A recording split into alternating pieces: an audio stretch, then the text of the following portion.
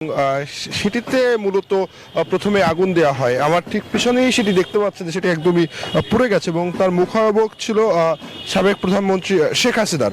এর পরবর্তীতে সেই আগুন কিন্তু পাশের যে শান্তির পায়রা ছিল সেখানে সেটিতে ছড়িয়ে যায়, তারও কিছু অংশ পুড়ে গেছে এবং ধারণা করা হচ্ছে যে এখানে যারা স্বৈরাচারের দোসর রয়েছে তারা এই আগুনটি দিয়েছেন বলে আমরা এখানে চারুকলা যে সাবেক শিক্ষার্থীরা রয়েছে তারা যেটি অভিযোগ করছেন।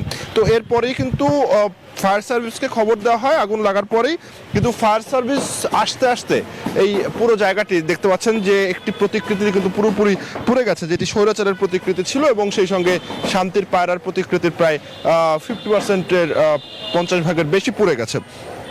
এখন প্রশ্ন হলো যে চারুকলা এই জায়গাটিতে আসলে কিভাবে আগুনটি দেয়া হলো। ধারণা করা হচ্ছে যে দুর্বৃত্তরা গেট পার হয়ে এসে তারা এই আগুনটি লাগিয়ে থাকতে পারে। এই বিষয়টি ঢাকা বিশ্ববিদ্যালয় কর্তৃপক্ষ এবং আইন শৃঙ্খলা বাহিনী দুই পক্ষই তদন্ত করছে, কিন্তু সেই তদন্ত এখন যে প্রশ্নটি যে আর মাত্র একদিন বাকি পহেলা বৈশাখে, সেক্ষেত্রে আসলে এই প্রতিকৃতিগুলো নতুন করে তৈরি করা সম্ভব কিনা সেটি একটি গুরুত্বপূর্ণ প্রশ্ন। এবং জানেন যে স্বৈরাচারের যে প্রতিকৃতি সেটি নিয়ে কিন্তু আসলে বেশ সারা দেশে আলোচনা হচ্ছিল এবং এটি কি আসলে এই আনন্দ শোভাযাত্রার মূল আকর্ষণ হিসেবে ধরা হচ্ছিল এবং সেটিতে আসলে বলা যায় যে নির্দিষ্ট করে বললে যে পরিকল্পনা অনুযায়ী সেটিতেই আগুন লাগানো হয়েছে এবং